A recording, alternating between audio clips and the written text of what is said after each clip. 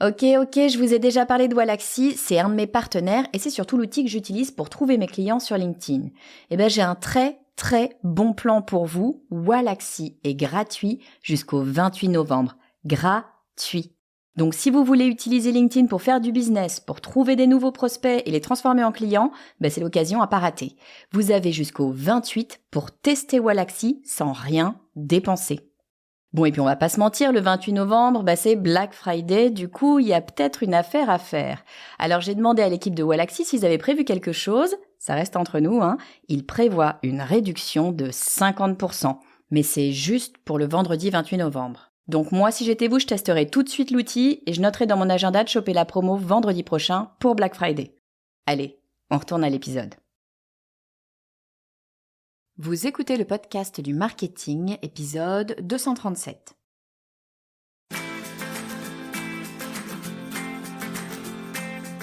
Bonjour et bienvenue. Je suis Estelle Ballot et je suis ravie de vous recevoir sur le podcast du marketing. À chaque épisode, je vous propose d'analyser les techniques marketing qui marchent, pas à pas et très concrètement, pour développer votre activité. Cet épisode n'aurait jamais dû sortir. Si je croyais à la magie noire, je vous dirais qu'on nous a jeté un sort. L'univers était contre nous. J'ai invité Caroline Mignot sur le podcast du marketing pour parler de son livre From Zero to Hero, mais rien ne s'est passé comme prévu. À nous deux, on dépasse à peu près les 600 épisodes enregistrés et pourtant, sur cet épisode, on a vécu les pires galères. D'abord, c'était le son qui ne marchait pas et puis les logiciels ont bugué et ont tout effacé. 3 fois.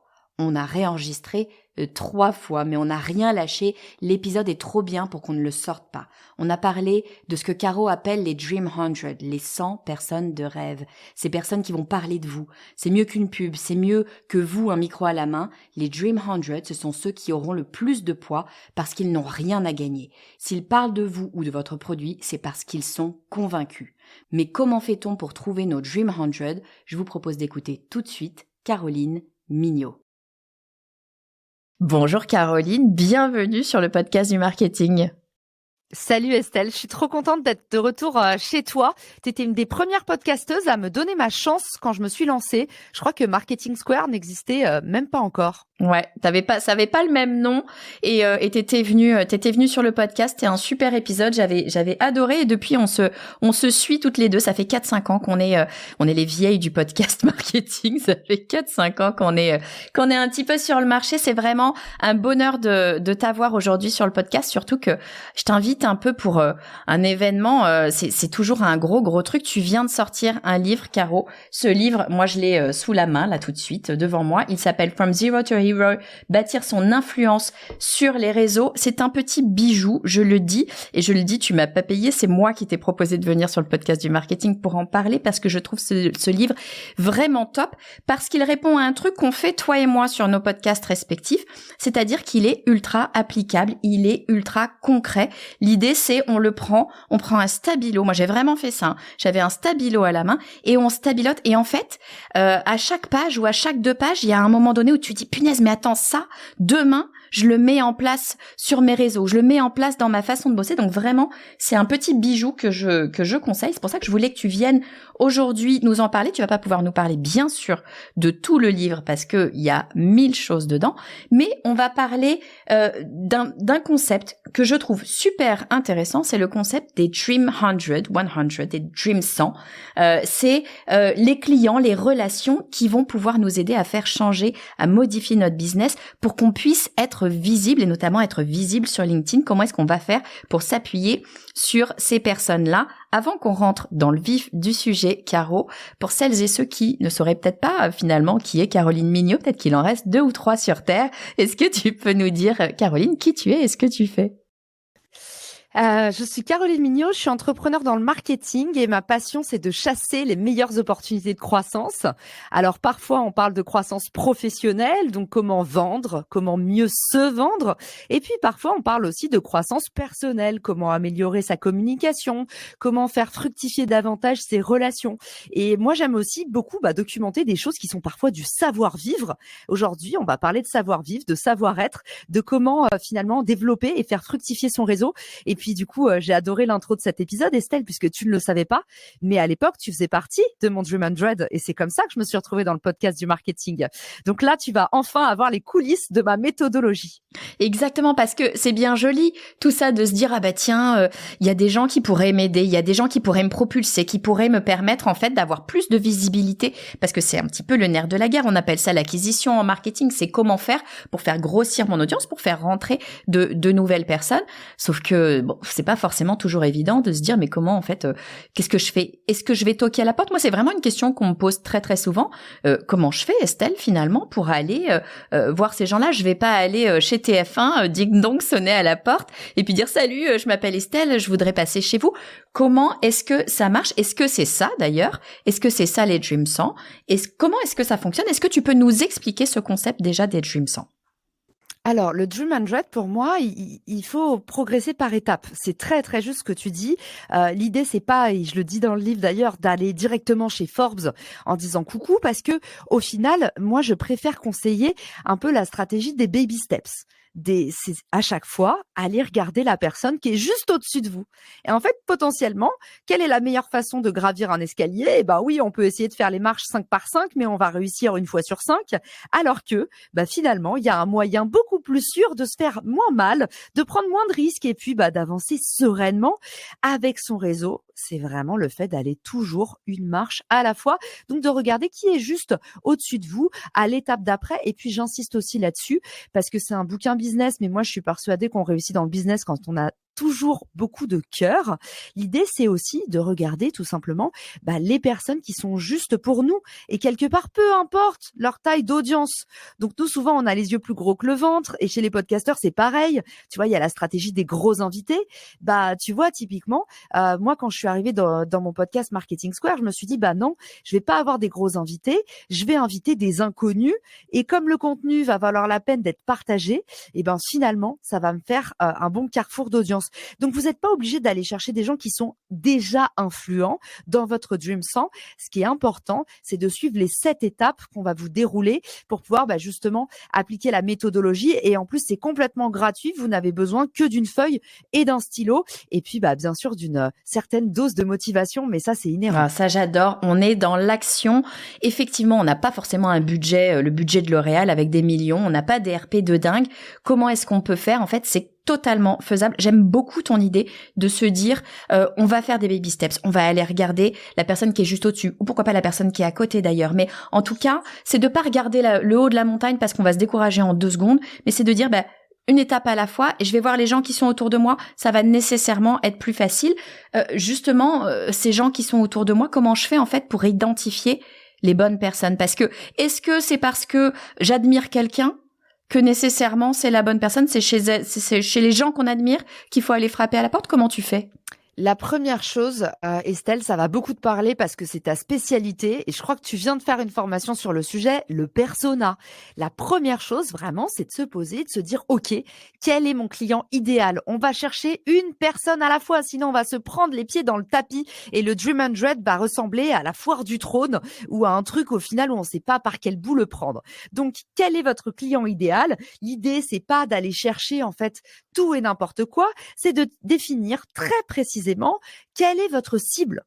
Est-ce que vous adressez les entrepreneurs qui font entre 0 et 3 millions de chiffre d'affaires? Est-ce que vous allez adresser les cadres dirigeants dans des grands groupes?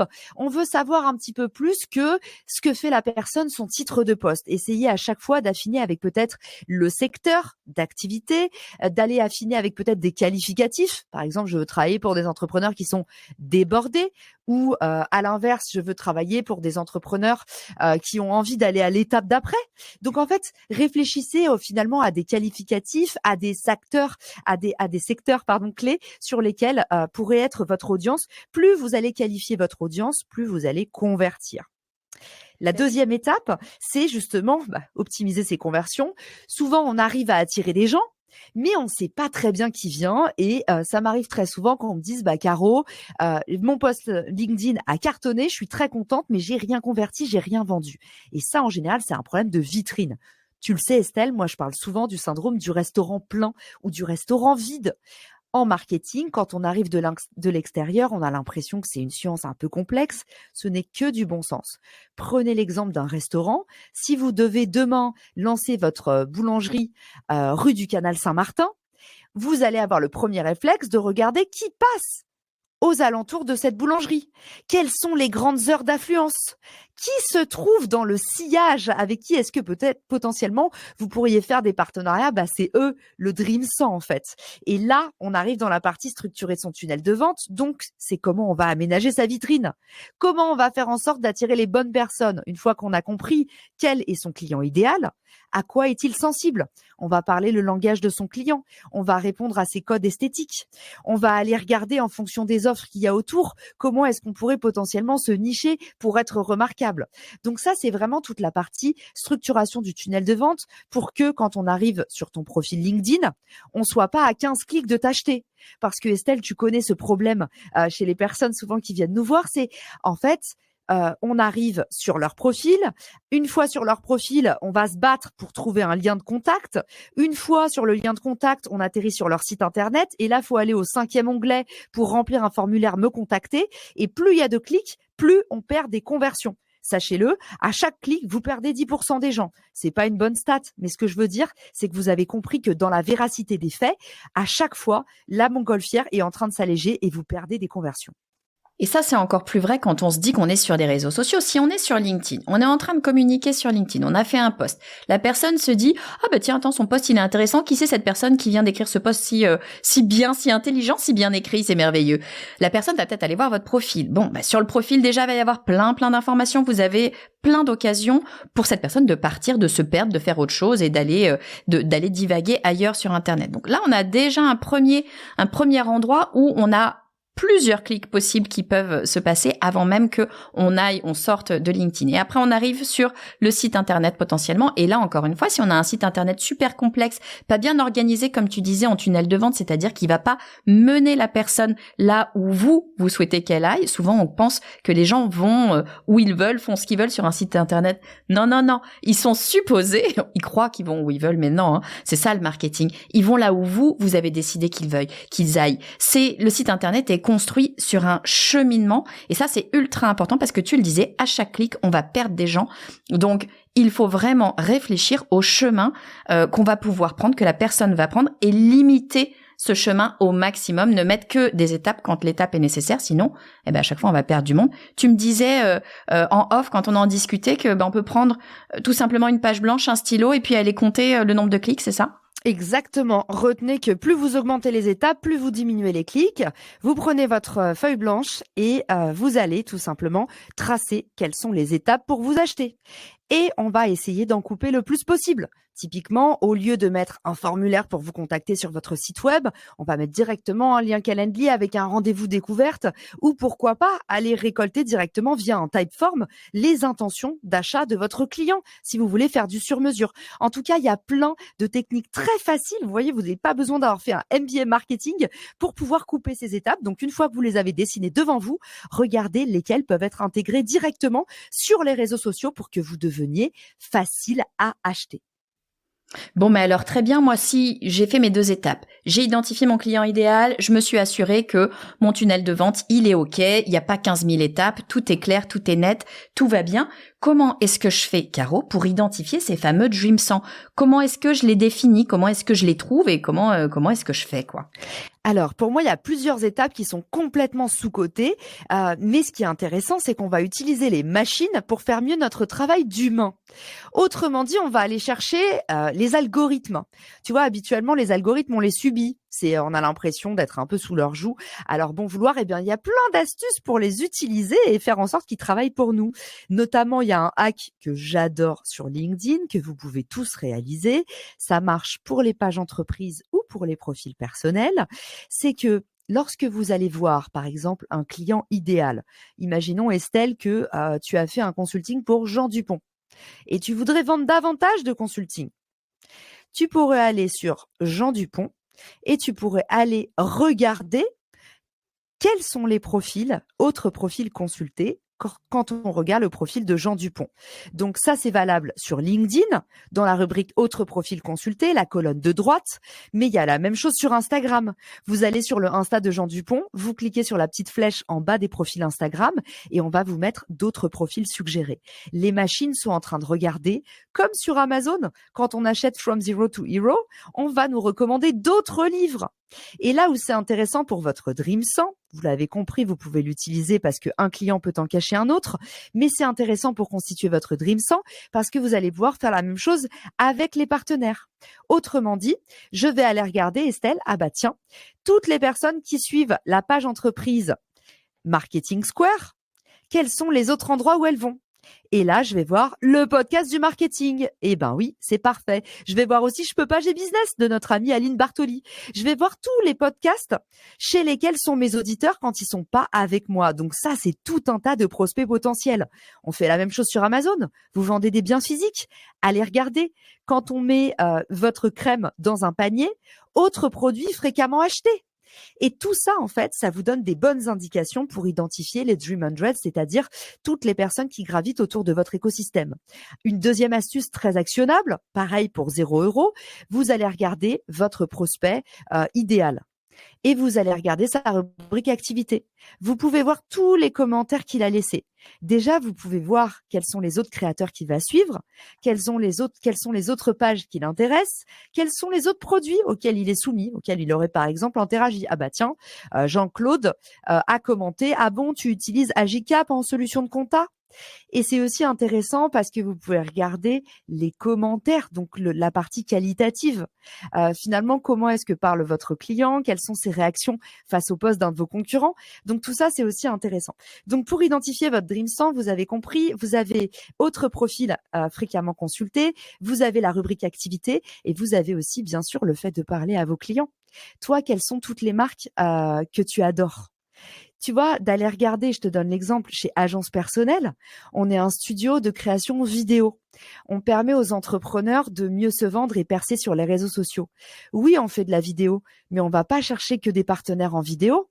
Notre client idéal, quand on lui demande toutes les marques qu'il adore autour de nous, bah, nos clientes, par exemple, elles vont dire, bah, tiens, avant mon tournage, j'aimerais bien faire un coup de clean chez Oh My Cream parce que j'adore. Donc, je me prépare avec de la cosmétique.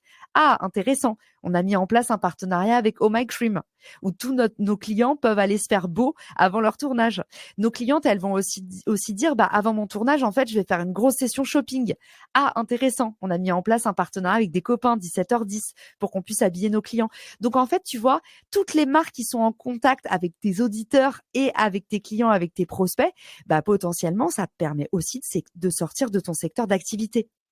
En fait, c'est ça qui est intéressant, c'est d'aller regarder la vie globale, en fait, l'usage, les habitudes de nos clients, parce que nos clients ne sont pas que des acheteurs de ce qu'on a nous à proposer. Ils ont évidemment une vie tout autour, et c'est ça qui est intéressant, c'est d'aller interagir avec eux via différents canaux, à différents moments, mais en tout cas à des moments qui leur parlent, à des moments où ils sont. Moi, je fais souvent l'allégorie de la rue. C'est génial d'avoir le super panneau publicitaire 4x3 vachement bien qui est sur le gros carrefour en plein centre-ville. C'est génial. Il y a effectivement plein de gens qui vont voir ta pub. C'est super. Ouais, manque de peau. Si ton client, lui, il aime pas du tout le gros carrefour parce qu'en fait, il est agoraphobe. Ça le gonfle complètement. Shibuya et compagnie, d'avoir 200 000 personnes qui traversent en même temps, c'est pas possible. Donc, il passe toujours par les petites rues. Mais les petites rues, elles sont sympas aussi. Hein. Après tout, finalement, tu mets pas beaucoup plus de temps. Il met 10 minutes de plus, mais c'est plutôt sympa, c'est plus calme. Et ben lui, il verra jamais ton panneau publicitaire. Donc, tu auras plein de gens, certes, qui auront vu ton panneau. Tu leur as certainement payé très très cher, d'ailleurs, ton panneau sur Shibuya. Mais finalement, les gens qui sont à même d'acheter ton produit, qui sont intéressés par ce que tu as à raconter, eh ben finalement, ils l'auront jamais vu. Donc, super important d'aller comprendre la globalité du parcours de ton client pour pouvoir le toucher finalement là où ça a du sens pour lui.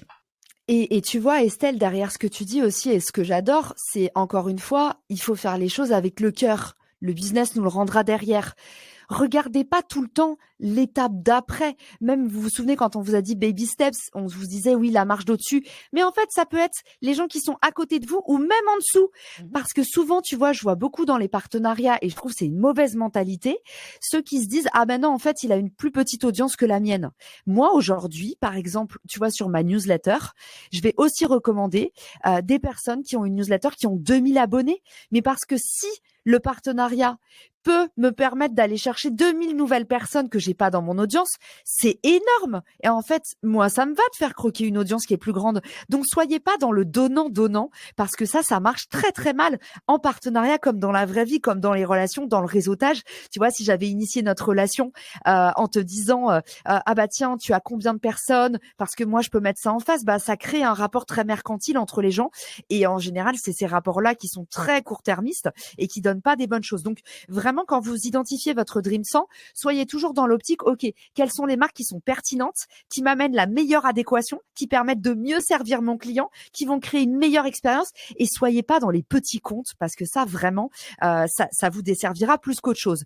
Ensuite, vous allez dresser une liste. On reprend la feuille, le crayon, ou sinon, vous allez vous dire, Caroline, c'est un dinosaure, maintenant un peu d'informatique, un fichier Excel, et vous allez lister 25 sites web ou, pourquoi pas, des forums. Vous allez lister 15 groupes actifs.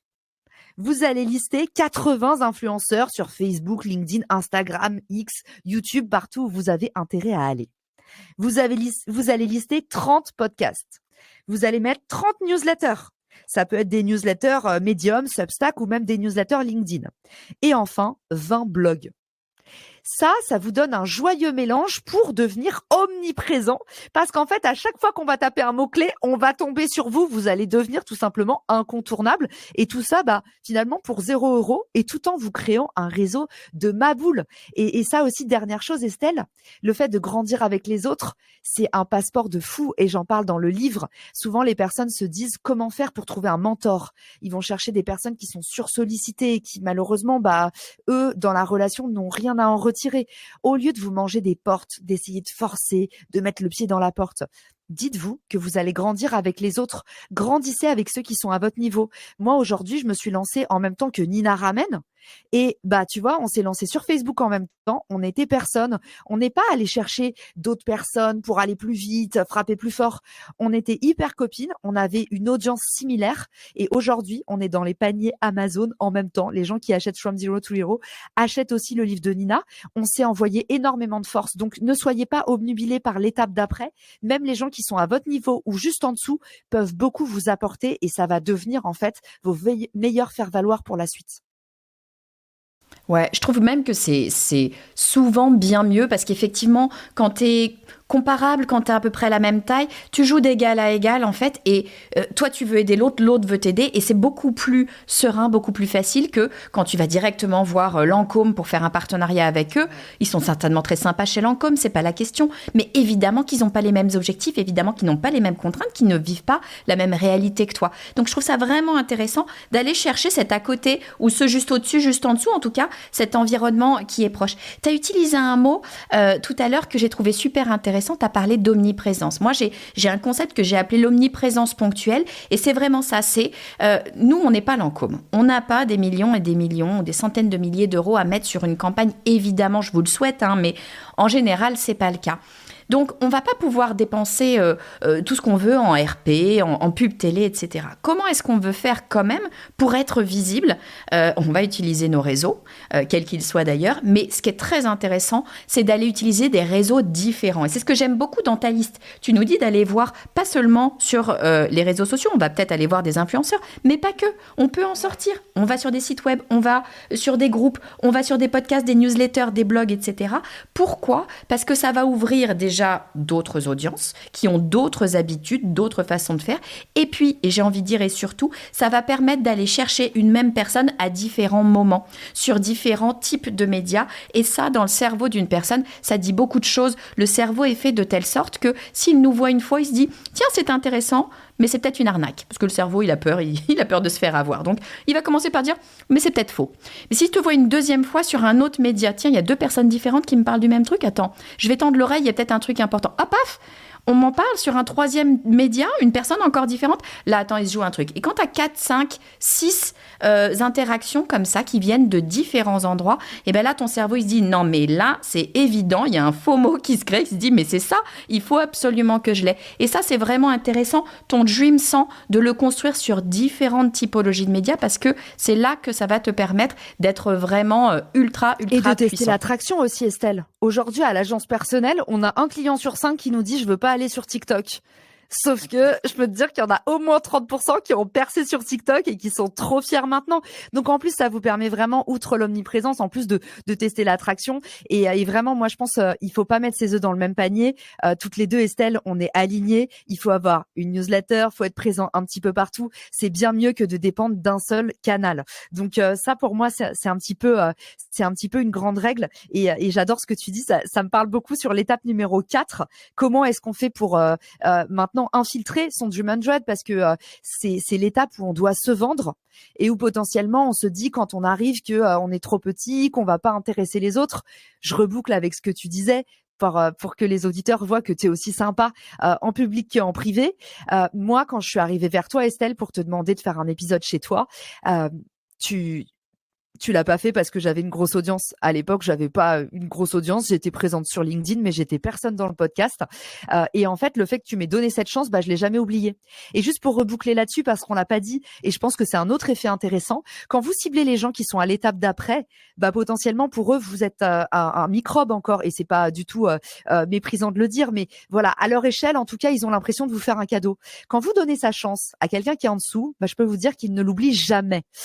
Et après ça, Estelle, tu sais très bien que à chaque fois que tu m'as demandé un truc, et tu l'as pas beaucoup fait, mais en tout cas, vous gagnez le respect et la gratitude dans le meilleur des cas. Il y en a qui ne le font pas, mais honnêtement, c'est très rare. Donc voilà, pour reboucler là-dessus, c'est très très important de donner sa chance aussi à ceux qui sont en dessous. Et maintenant, on va parler de ceux qui sont au-dessus potentiellement, ou comment faire pour avoir un oui, même quand c'est difficile. Voilà mes astuces. Il y a forcément quelque chose que vous avez à donner en ressources à votre interlocuteur.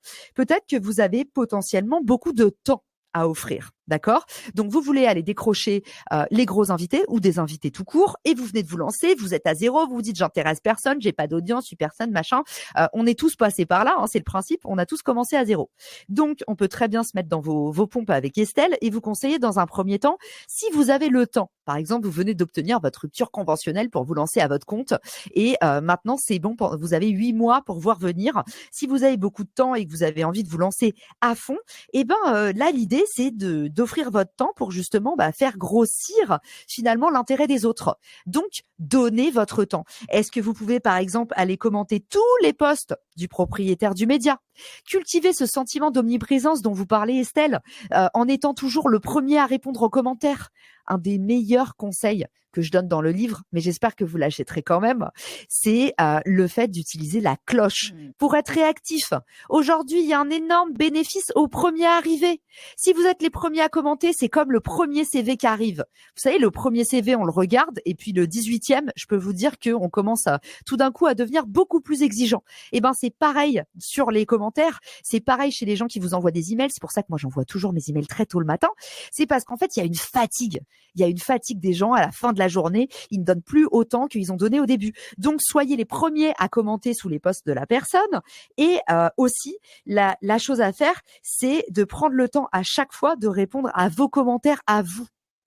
Donc, première chose, devenir ami avec le propriétaire du média, évidemment. Deuxième chose, répondre à ses commentaires et s'investir dans les relations. Moi, au début, Estelle, quand j'ai commencé sur LinkedIn, je faisais les Giving Friday. Tous les vendredis, je faisais des consultings offerts aux gens de mon réseau.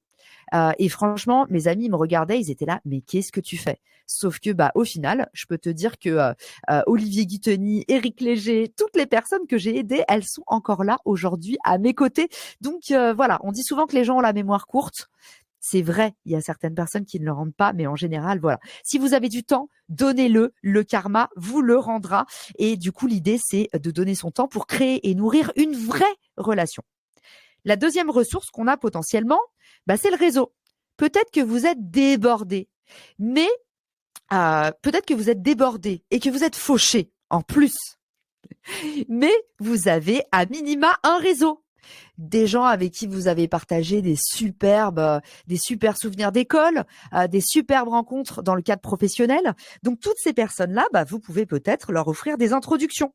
Et tu vois, moi, ce que j'aime bien faire, c'est un truc tout bête, c'est quand quelqu'un me dit, par exemple, et j'en parle dans le livre parce que ça bonifie les relations, quand quelqu'un me dit, ah, j'ai un pépin, ok, est-ce que je peux t'aider? Et en fait, oui, vous pouvez aider avec votre temps, oui, vous pouvez aider avec de l'argent ou du média ou des ressources, mais vous pouvez aussi aider avec des intros. Ok, il y a pas longtemps, j'ai une copine qui s'appelle Caroline Jurado, qui a une super newsletter sur les cryptos. Elle me dit, Caro, comment je peux faire pour aller à l'étape d'après ma newsletter? T'en penses quoi? Premier truc, je lui ai dit, en fait, tu peux améliorer vraiment l'expérience graphique. La signature visuelle, ça va pas. Et sa page entreprise, Estelle, je veux pas balancer, mais elle l'avait pas mise à jour depuis 3 ans. Donc, en fait, je lui ai fait une intro à un bon graphiste de mon réseau. En fait, aujourd'hui, nos contacts valent de l'or. Nos contacts, c'est potentiellement des milliers d'heures économisées et peut-être des milliers d'euros parce que je sais pas toi, mais moi, des mauvais prestats, j'en ai eu des tas. Et on perd aussi de l'argent en faisant confiance aux mauvaises personnes. C'est des mauvaises personnes, vous l'avez compris. C'est plutôt des mauvaises personnes pour ce job. Donc voilà, offrir du réseau, c'est hyper important aussi. Et la dernière chose, évidemment, pour intéresser son Dream 100, ça va être l'argent. Donc, on récapitule. Le premier, vous avez offert du temps pour créer une relation. Vous êtes le cheerleader de la personne que vous voulez attirer. La deuxième chose, c'est vous offrez des intros. Typiquement, Fabien Ferreira, il m'avait dit, Hello Caro, tiens, un tel, je pense que tu devrais vraiment le rencontrer. Je l'ai dans mon réseau. T'es chaude? Vous faites croquer un client, un prestat, tout ça, ça va toujours être l'effet maximal. Et la troisième chose, c'est de payer. Et aujourd'hui, typiquement, si on veut attirer l'attention d'Estelle, et si tu vois, je m'étais lancée, et si j'avais été déjà cadre dirigeant, je serais devenue ton client. Et aujourd'hui, on néglige ça chez les créateurs de contenu. On est toujours très flatté quand la personne a commencé par nous donner quelque chose. Donc, dire à Estelle, et désolé parce que je vais leur donner toutes les astuces pour te faire craquer potentiellement, mais arriver en disant à Estelle, au lieu d'être un taker, au lieu de prendre, comme toujours en France, on nous dit, qu'est-ce que les gens peuvent t'apporter? Commencez par donner. Dire à Estelle, hello Estelle, j'ai suivi ta formation sur le persona. J'adore ton podcast depuis 4 ans. Et sache que aujourd'hui, je suis dans telle ou telle thématique et je voulais te demander ça. Typiquement ici, Estelle, tu vas ouvrir tes portes beaucoup plus rapidement quand quelqu'un, en fait, a commencé par te donner une vraie marque d'intérêt. Donc voilà, si vous avez de l'argent, mais pas le temps ou pas de réseau, c'est aussi une ressource que vous pouvez mettre au bénéfice de vous faire remarquer par votre Dream 100. En fait, ce que je retiens dans ce que tu dis là, c'est un peu toute notre façon de travailler à toi et moi, c'est de mettre les choses à l'envers par rapport à ce qu'on nous a probablement appris à l'école, voire à l'école de commerce, à l'école de com dans laquelle tu étais. On nous a toujours dit qu'il fallait venir demander des choses, aller chercher, etc. On devait aller de l'avant au sens, je suis un bulldozer et je vais aller attraper le business. Et en fait, nous, on fait exactement l'inverse. D'ailleurs, tout le monde nous l'a dit à toi et à moi, mais t'es complètement idiote en fait, tu donnes plein de trucs avec ton podcast. Personne ne va t'acheter tes formations, Estelle. T'as 234 épisodes de podcast dans lesquels à chaque fois tu donnes une stratégie. Pourquoi est-ce que je vais aller acheter quoi que ce soit? C'est totalement faux. En fait, nous, notre pari à toi et moi, Caro, ça a été de dire, nous, on va commencer par donner des trucs. Parce que ça a un super pouvoir de commencer par donner des trucs, c'est que tu montres ce que tu vaux, tu montres qui tu es, tu montres qui est ta personne. Et on sait que sur le réseau, qui est ta personne, qui tu es en tant que personne, en tant qu'être humain, ça change les choses. Ça te pose d'un point de vue crédibilité. Et dans le business, on fait des business avec des personnes, avec des individus avec qui on va avoir envie de bosser. Donc, c'est ultra, ultra, ultra important d'être dans cette mentalité-là. Ça change radicalement la donne.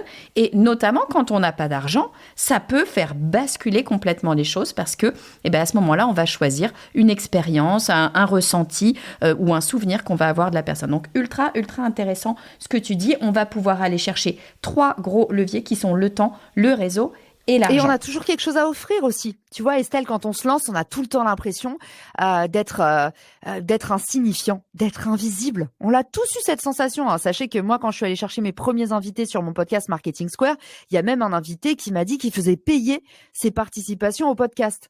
Je peux te dire que quand il a vu le succès de Marketing Square, 1 an après, il m'a rappelé. Mais tu vois, quand on commence, on se prend des portes. Et du coup, ne vous dites jamais que vous n'avez rien à offrir. Vous débutez, mais vous avez quelque chose à offrir à minima sur ces 3 choses. Ensuite, tu vas me dire, Estelle, peut-être, merci Caroline de nous avoir dit ça, mais quels sont les meilleurs moyens pour aller trouver les contacts? Parce que maintenant, on a compris ce qu'on avait à offrir, mais c'est pas pour autant qu'on a la méthodologie pour bien contacter les gens et avoir les codes quand on n'est pas du sérail RP, par exemple.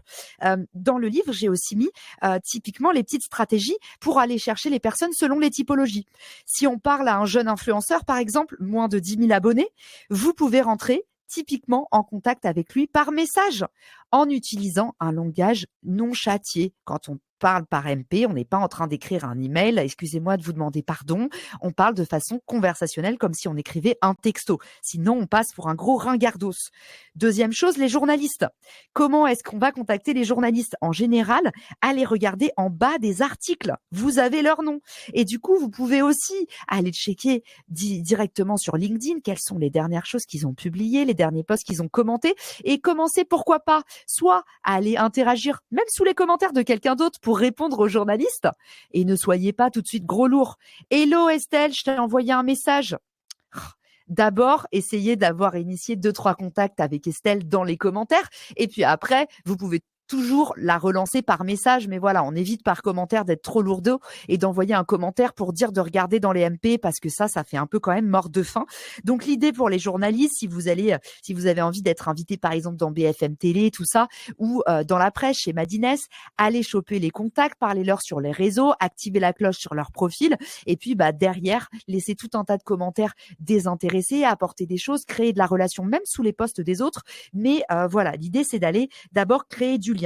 Sur les forums, par exemple, programmer des alertes sur les sujets qui vous intéressent. L'idée, c'est pas d'être là une fois tous les mois pour envoyer la sauce, mais de créer des vraies relations, de devenir, pourquoi pas, un membre trusted par le réseau, donc avoir la petite médaille, tout ça. Et vous mettez des alertes sur vos sujets et vous n'êtes pas sans arrêt en train de faire votre promo parce que ça, souvenez-vous, c'est comme la machine à café. D'accord? La machine à café, ceux qui parlent que d'eux et qui sont là que pour demander des services, on les évite comme la peste et finalement on dit « Ah, aujourd'hui je prendrai un thé, c'est bon, direction la bouilloire ». Donc, soyez vraiment dans l'optique de donner, même sur les forums. Les groupes Facebook, connectez-vous aux administrateurs et montrez patte blanche. Encore une fois, proposez un petit rendez-vous visio par exemple, invitez les gens à des dîners. Tu vois, moi j'adore cette astuce qui était donnée dans un livre, qui est un livre ricain, qui est hyper connu, c'est comment How to Talk to Anybody, que j'adore. Et l'idée, c'est de transformer les étrangers en amis, qui dit en fait, toutes les semaines, faites des dîners à 6 personnes.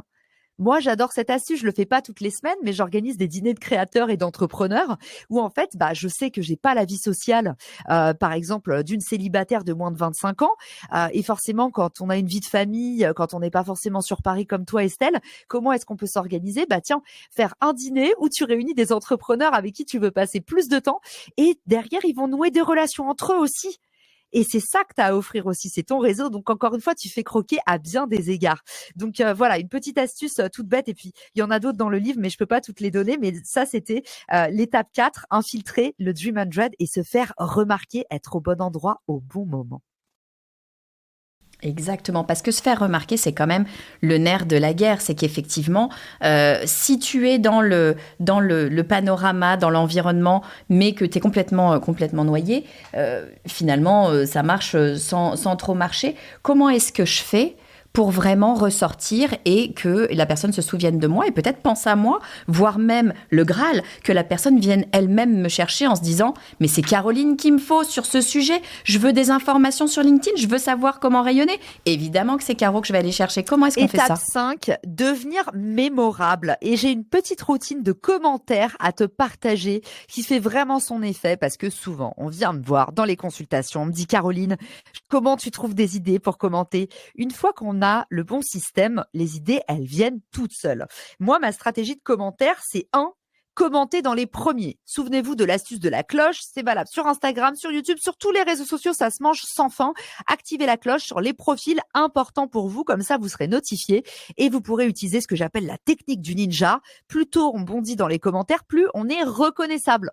Et on crée aussi un sentiment de dépendance. Si par exemple, sur mes 6 derniers posts, Estelle, elle a commenté en premier, typiquement, la 7e fois, si Estelle, elle est pas là, je vais me demander où elle est. c'est une technique de drague. J'en parlais dans un reel sur Instagram qui a cartonné, mais parce que c'est aussi un truc qui est très valable dans la drague, tu sais, c'est cultiver, tu en parlais, le sentiment d'omniprésence. Quand t'as un mec qui est tout le temps sur tes côtes et que tout d'un coup il se désintéresse, bah parfois le rapport de force, il s'inverse. C'est la même chose, la séduction et la vente, c'est exactement la même chose. Donc commentez dans les premiers pour créer une habitude et pour devenir mémorable. Deuxième astuce, comment est-ce qu'on fait pour avoir des commentaires qui se démarquent et qui nous ramènent de l'acquisition pour nous-mêmes? Puisque finalement, quand on commente, bah, on crée notre vitrine personnelle. Vous pouvez vous acharner à faire des posts qui font 10 000 vues ou vous pouvez aller sous tous les posts qui font 10 000 vues, laisser le commentaire qui fait mouche. Et c'est aussi comme ça qu'on va voir votre profil et que vous allez chercher l'audience chez les autres. Technique du parasite, comme on pourrait l'appeler, mais redoutable. Et là, l'idée, Estelle, c'est de laisser un commentaire pas seulement pour l'auteur, mais aussi pour les autres personnes qui vont lire. Et oui, vos commentaires sont lus, surtout si vous allez commenter des créateurs de contenu qui sont très consultés. Donc là, l'idée, c'est encore une fois, on est un restaurant, on soigne sa vitrine. C'est un petit peu comme si vous alliez proposer des échantillons de dégustation chez d'autres commerçants. Donnez le meilleur de vous-même et puis parlez à tout le monde. Si par exemple demain, je vais aller commenter sous un post de tenez, Anthony Bourbon. Anthony Bourbon, il est pour moi parmi les livres les plus vendus en librairie dans mon secteur. On me l'a dit quand je suis allée à la Fnac. Souvenez-vous, vous allez parler aux vendeurs. Donc, je suis allée parler au vendeur de la Fnac. Il m'a dit, Anthony Bourbon, aujourd'hui, c'est dans les meilleures ventes avant From Zero to Hero. Typiquement, un truc hyper malin que je pourrais faire, c'est d'aller commenter les posts de Anthony Bourbon, mais pas pour vendre ma sauce ou lui faire peur ou lui dire, bah tiens, je vais aller te choper ton audience, mais plutôt pour créer du lien, pour que si demain Anthony Bourbon, il fait un événement, bah il ait envie de m'inviter. Donc, la stratégie des commentaires, c'est je me fais remarquer, pas seulement pour Anthony Bourbon, mais aussi pour les personnes qui vont me lire. Et toujours sans être menacée. Et puis ça... Ouais, et puis ça a un deuxième effet qui se coule, moi je trouve, cette histoire de commentaires, c'est que si tu viens commenter sous le post d'un influenceur, ou en tout cas de quelqu'un qui est reconnu dans son métier, comme par exemple Anthony peut l'être, et ben tu vas profiter de l'aura de la personne qui a créé le post. En fait, c'est un peu la même chose que quand tu viens sur un podcast, quand tu vas sur le podcast de quelqu'un qui est très connu, mettons tu vas sur un gros podcast Marketing Square par exemple, et ben tu profites de l'aura de Caroline. Finalement, il y a une espèce comme ça de diffusion qui se fait. Ça marche d'ailleurs dans les deux sens. Moi, j'adore inviter des gens, tu vois, qui sont ultra spécialistes, ultra bons dans leur domaine, parce que ça donne l'impression que moi, je suis bonne dans ce domaine-là, ce qui n'est pas nécessairement le cas. Mais en fait, il y a une porosité. Et cette porosité-là, on la retrouve dans les commentaires. Si tu apportes un commentaire, alors ça marche pas avec le commentaire « Ah, c'est super, Anthony, bravo pour ce que tu as écrit. » Bon, c'est génial, hein, on est content, Anthony va être ravi, mais ça n'apporte pas grand-chose. Si en revanche, sur le commentaire, tu viens apporter de l'eau au moulin, tu viens apporter une vision différente ou quelque chose en plus ou une façon un petit peu différente de faire bouger un petit peu les choses, et ben mécaniquement, tu vas profiter de l'aura d'Anthony. Donc en ça, je trouve que c'est vraiment une super technique. Ça a un nom, ce biais cognitif, ça s'appelle l'effet de halo. C'est un peu, retenez, quand vous arrivez au bras de la personne la plus stylée de la soirée, bah vous êtes stylé aussi parce que vous êtes à côté. Voilà, c'est l'effet de halo et sa magie. Troisième astuce pour avoir du coup des commentaires qui font mouche, qui sont likés, qui sont recommandés et qui finissent tout en haut de la liste et qui vous apportent une belle visibilité. Posez une question, évidemment. Créer une boucle de commentaires, ça va vous faire remonter, ça va créer plus d'interactions sur le commentaire premier. Donc, posez une question ou demandez un avis à l'auteur ou aux personnes qui lisent le commentaire pour provoquer un échange. Ça, c'est vraiment un méga hack. Et d'ailleurs, je vous donne aussi les coulisses de ce hack. Si c'est par exemple Anthony Bourbon qui vous répond suite à ce commentaire, sachez que l'algorithme de LinkedIn va enregistrer cette interaction. Et la prochaine fois que Anthony Bourbon va se balader dans son fil d'actualité et que vous aurez posté, vous allez ressortir. Donc, si vous avez une interaction, même sous ses commentaires, avec l'auteur du post, un leader d'opinion dans son domaine, eh ben, c'est banco. Vous allez ressortir chez lui et peut-être gagner une interaction réciproque. Donc, voilà, je vous dis tout. Je ne garde rien pour moi. Vous avez compris à quel point c'est intéressant de poser une question ou demander un avis, en tout cas, provoquer l'échange dans les commentaires pour augmenter votre propre visibilité. Quatrième astuce, dites merci à la fin et pas au début. Estelle, tu l'as dit, les commentaires, waouh, bravo, trop génériques, en fait, on les a tellement lus que ça crée ce qu'on appelle de la zoom fatigue, la fatigue du regard et non pas des visios sur Loom, même si ça pourrait être valable aussi. Donc, après l'avoir vu 1000 fois, finalement, on la lit même plus, un peu comme une signature email. Ça vous fait ça sur les signatures email? Qui les regarde encore? C'est trop attendu. Donc moi, ce que je fais, et c'est la même chose par exemple quand je fais des conférences, je dis toujours merci à la fin du post et je commente pas par dire merci Anthony Bourbon pour ce post. On s'en fout. Au début, je mets une accroche comme si j'écrivais mon propre post. Souvenez-vous, l'économie de l'attention. Aujourd'hui, l'attention, ça vaut un paquet d'euros. Donc, je commence mon commentaire par une blague, un truc qui interpelle, une question, et je dis merci à la fin s'il y a besoin. 5e astuce, taguer des ressources utiles ou des personnes intéressées. Vous vous souvenez? Pour être intéressant, il faut s'intéresser. Faites croquer les autres, distribuez la lumière. N'hésitez pas à aller sous le post d'Anthony Bourbon dire « Ah bah tiens Anthony, c'est marrant que tu aies reçu Jean-François sur la compta. Sache que Estelle, elle en connaît un rayon parce qu'elle a fait cet épisode récemment sur la compta.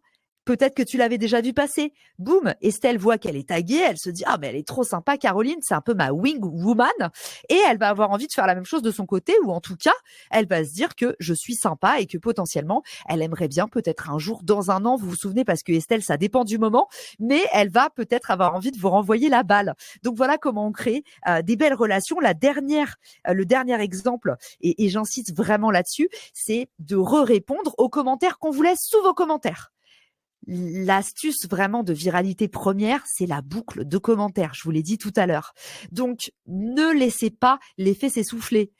Estelle, si vous avez commenté sous le post d'Estelle et que Jean Didier, Clarisse et Florence s'en sont mêlés, continuez à alimenter la boucle parce que c'est toujours votre commentaire premier qui ressort et qui fait un bel effet.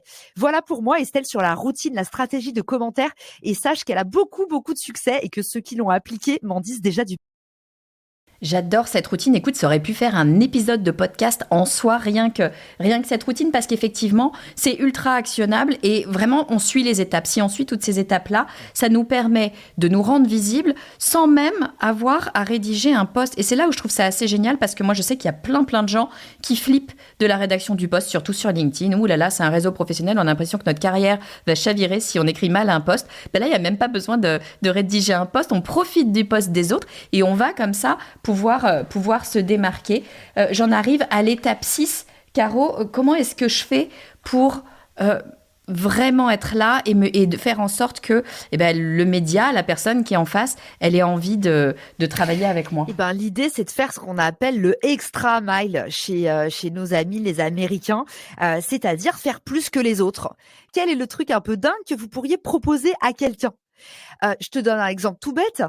Si j'ai vraiment envie demain de faire le podcast de Mathieu Stéphanie, que je me dis il a une superbe audience, je vais me dire ok, qu'est-ce que je pourrais faire pour waouh Mathieu Stéphanie?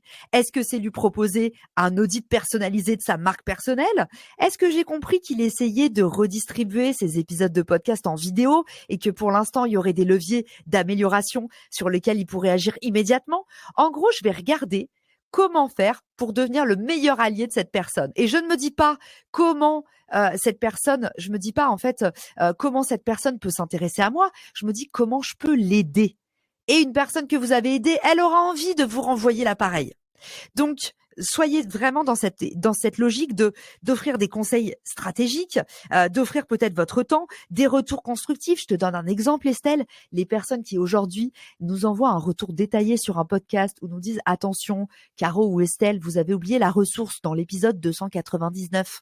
En fait, ça nous rend beaucoup service. C'est des gens qui vont devenir mémorables. Et quand les gens le font 2-3 fois d'affilée, on finit par se dire ok, qu'est-ce que je pourrais faire moi aussi pour lui rendre l'appareil? Donc c'est vraiment voilà, comment est-ce que tu peux faire pour devenir indispensable? Faire une grosse dinguerie, Estelle. Et là-dessus, je te donne un exemple. Jean de la Roche-Brochard, que je cite dans le livre et qui est aujourd'hui devenu un de mes mentors, j'ai commencé par lui dire écoute Jean, tu as créé un podcast qui s'appelle Radio Château, c'est une pépite. Pourquoi est-ce qu'il n'a pas eu plus de succès? Est-ce que je peux t'aider? Et je lui ai offert des consultations téléphoniques où j'avais rien à gagner et où je lui ai pas parlé de ce que je faisais alors que j'étais en pleine levée de fonds. Mais j'ai pas cherché tout de suite à profiter. J'ai pas cherché tout de suite à demander. Je me suis dit, lui, il est dans mon Dream 100. Ça veut dire que pour les 5 prochaines années, c'est un des mecs dont j'ai envie d'être accompagné. J'ai envie qu'il soit à mes côtés. J'ai envie qu'il ait envie de me fréquenter. Qu'est-ce que je peux faire pour lui? Qu'est-ce que je peux lui apporter? Et je peux te dire que derrière, ça a payé, mais aussi parce que j'étais pas dans cette logique du donnant donnant, de tu vois, ah bah t'as fait ça, ah bah tiens, on les connaît les gens qui après nous avoir rendu un mini service qu'on n'avait pas demandé, vont dire ah bah tiens, ce serait super que tu puisses me faire ça, et on se sent piégé. Donc voilà, ça c'était l'étape 6. Et la dernière étape, elle est très corrélée, Estelle, c'est d'entretenir le lien. Ne faites les choses que avec sincérité, sinon ça ne sert à rien. On l'a eu dans le podcast, je sais pas si ça t'arrive, mais moi il y a des gens qui se battent pour être invités dans Marketing Square, qui font des pieds et des mains, et qui au final, au moment où l'épisode sort, j'entends plus jamais parler d'eux. C'est le silence radio, et parfois il y en a même certains qui sont revenus 6 mois après pour me redemander la même chose, et je me suis dit bah non, en fait t'as jamais partagé l'épisode, tu m'as mis un silence radio et tu reviens parce que t'as une nouvelle formation qui sort ou une masterclass ou je ne sais quoi. Et ben ça fait mal. Donc faites attention à être dans cette logique de relation et pas seulement de réseautage, de profitage. Et pour moi c'est vraiment ça qui va faire que vous allez cultiver un réseau en or et que vous allez vous rendre indispensable. C'est que les gens sentent que vous entretenez la relation. Je te donne un exemple tout bête. Aujourd'hui, Estelle, il y a quelqu'un autour de moi qui m'a annoncé qu'elle avait perdu un de ses proches. C'est tout bête, hein, mais c'est des attentions que les gens font trop peu. Moi, dans ces cas-là, j'envoie toujours un bouquet de fleurs. Ou pareil, si j'ai quelqu'un qui est malade autour de moi et qui, tu vois, va me dire ah bah tiens, je suis obligée d'annuler l'épisode, par exemple. Ou je te donne un exemple d'une très belle attention qu'avait une des invitées de mon podcast qui s'appelait Mathilde. On avait raté notre épisode. Elle m'avait envoyé un bouquet de fleurs à la maison parce qu'en fait, elle m'avait pris 1 heure et on n'avait pas pu tourner. Elle m'avait dit Caroline, 1 heure de ton temps, c'est très précieux. Je te remercie pour ce que tu as fait pour moi et de m'offrir la possibilité de repasser. Et du coup, elle m'a envoyé un joli bouquet de fleurs à la maison. Donc voilà, c'est des attentions qui comptent et qui entretiennent le lien et qui montrent votre sincérité. Et ça, peu de gens le font. Écoute, merci infiniment Caro, parce que là tu nous as donné mais plus que des pépites. En fait, on pourrait presque faire 2 épisodes dans cet épisode. Je suis en train de regarder le timing. Il est super long, mais on pouvait pas s'arrêter. Comme quoi, on met 2 podcasteuses ensemble, et ben ça fait un double épisode. Qu'est-ce que vous voulez faire? C'est comme ça. Je vais essayer de résumer en 2 secondes, et promets, je prends que 2 secondes parce que il y a tellement de choses. Si vous voulez prendre tout le détail, ben vous n'aurez qu'à réécouter l'épisode. Tant pis pour vous. Mais je vais essayer de vous donner en quelques secondes ou 2 minutes peut-être l'essence de ce que Caroline, tu viens de nous dire. Bon alors, l'idée ici, c'était de comprendre comment est-ce qu'on va pouvoir travailler notre Dream 100, comment est-ce qu'on va pouvoir comme ça faire évoluer notre réseau et être véritablement visible, trouver finalement des relais, des gens qui vont pouvoir parler de nous et faire parler de nous. La première des choses à faire, ce que tu nous dis, et évidemment tu me fais plaisir quand tu nous dis ça, c'est que tu nous dis il faut connaître son client idéal. Ça sert à rien d'aller chercher partout et d'inviter tout et n'importe qui, ça ne sert à rien si c'est pas la bonne personne. Donc première chose, on travaille son persona, c'est super important. Deuxième chose super importante, c'est les prérequis. On va aller vérifier son tunnel de vente parce que c'est bien joli d'aller draguer des gens. Si derrière, ça peut pas convertir parce que notre LinkedIn il est pas bien pensé ou notre site internet il est pas fait pour convertir, ça ne fonctionnera pas. Les gens ne prendront pas rendez-vous avec vous si vous n'avez pas bien implémenté votre Calendly sur votre site. Donc super important d'avoir un tunnel qui fonctionne très bien. Troisième chose, c'est d'identifier les fameux Dream 100. Il faut savoir qui aller draguer, et pour ça tu nous as donné une super technique. On va aller chercher à plusieurs endroits différents, on va aller chercher sur le web, on va aller chercher sur des groupes, on va aller chercher des influenceurs, on va aller chercher des podcasts, des newsletters, des blogs, on va aller chercher un peu partout. C'est ce qui va nous permettre de nous rendre omniprésents. Une fois qu'on a défini tous ces gens-là, on va aller infiltrer. Comment on fait pour infiltrer? Comment on fait pour que les gens aient envie finalement de nous parler? C'est un peu ce qui nous lie depuis le début, ce qui est notre façon à toutes les deux de travailler. On va commencer par donner avant d'aller demander. Et tu le disais, quand on débute, peut-être qu'on se dit parfois, mais moi j'ai rien à donner, je suis dans le départ. Ben non. Si on débute, justement, on n'a peut-être pas encore beaucoup de clients, on a du temps à donner, on peut donner le temps. On a toujours un réseau parce qu'on a nécessairement des gens qu'on connaît, des gens avec qui on a travaillé par le passé. On a un réseau, on peut faire fructifier notre réseau comme ça. Et puis, si on a de l'argent, pourquoi pas, on peut payer et ça peut nous mettre le pied à l'étrier. C'est une bonne façon de faire. Étape 5, il va falloir se faire remarquer. Et là, tu nous as donné une routine de commentaires. Je ne vais pas reprendre toute la routine de commentaires. Vous réécouterez l'épisode. Ça aurait pu faire un épisode tout seul tellement elle est ultra efficace. Mais en tout cas, gardez en tête que sur LinkedIn, on n'est pas obligé de poster pour être visible. On peut tout simplement commenter et ça peut être tout aussi puissant. Donc, si vous avez peur de poster, commencez par commenter. Écoutez la routine de commentaires de Caroline. Il y a plein de gens qui l'ont suivi et ça marche super bien. 6e étape, devenez indispensable. Oui, il faut que vous proposiez des choses. Encore une fois, c'est le fait de donner avant de demander. Tu parlais de ta relation avec ton mentor. Il est ultra connu. Qu'est-ce que tu pouvais débouler, toi, en disant « Caroline, salut, je débarque ». Bon, il a bien d'autres choses à faire. Évidemment, t'allais lui proposer un audit de son podcast parce que son podcast, il se trouve qu'il décollait pas si bien que ça. Et oui, évidemment, on peut avoir des choses à donner. Et là, on devient indispensable pour la personne. Évidemment qu'on marque les esprits. Et le dernier truc, tu disais, il faut entretenir le lien. Oui, ça ne s'arrête pas parce que votre réseautage a été intéressant et que vous êtes passé dans un podcast ou vous avez eu une publication dans un super blog ou je ne sais quoi. Non, gardez le lien, soyez sympa, faites parler de l'épisode, etc. Faites en sorte que vous restez la bonne personne que vous étiez avant, vous l'êtes aussi après. C'est ce qui va faire que votre réseau va se multiplier et fonctionner. Caroline, je suis désolée, j'ai essayé de condenser 50 minutes de discussion en 2 minutes 30, mais il fallait bien résumer tout ça. Est-ce que tu as quelque chose à rajouter et est-ce que tu peux surtout me dire où est-ce que je peux me procurer ton livre? Parce que je le redis, et je le dis, tu ne m'as pas payé pour le dire, mais c'est une pépite. Là, on vient de discuter, je ne sais pas combien de temps, autour de 50 minutes. On n'a parlé que d'un tout petit bout, c'est quelques pages dans le livre. Tout le livre, je ne sais pas combien de pages, je suis en train de regarder. 250 pages, Estelle. Ça m'a pris 1 an. C'est plus que mon mémoire de fin d'études. Non, mais c'est énorme et surtout ultra actionnable. Je vous le dis, moi, j'ai un stabilo à la main quand je le lisais et j'ai stabiloté plein de choses. Ultra intéressant. Caro, je veux ce livre. Enfin, moi, je l'ai déjà. Mais si je veux ce livre, où est-ce que je peux me le procurer? Comment je peux faire? Alors, à la Fnac ou sur Amazon ou chez votre libraire et vous pouvez faire une petite photo sur Insta et me taguer. Je repartagerai avec plaisir et puis ce sera l'occasion de développer votre réseau. Merci à tous pour votre écoute aujourd'hui et je vous dis à très vite de l'autre côté. Merci encore Estelle pour ton invitation. Merci Caro, t'es évidemment la bienvenue quand tu veux pour toujours sur le podcast du marketing. Ciao, ciao!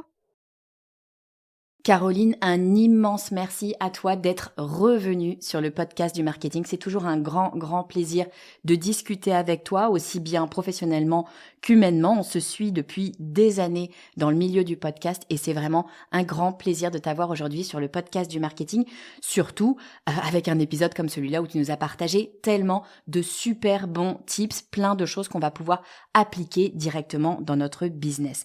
Si vous avez aimé cet épisode et si vous voulez en avoir encore un petit peu plus, je vous invite à vous inscrire à la newsletter du podcast du marketing. C'est très simple, Il suffit d'aller sur lepodcastdumarketing.com/newsletter ou alors de cliquer dans le lien qui est dans les notes de cet épisode.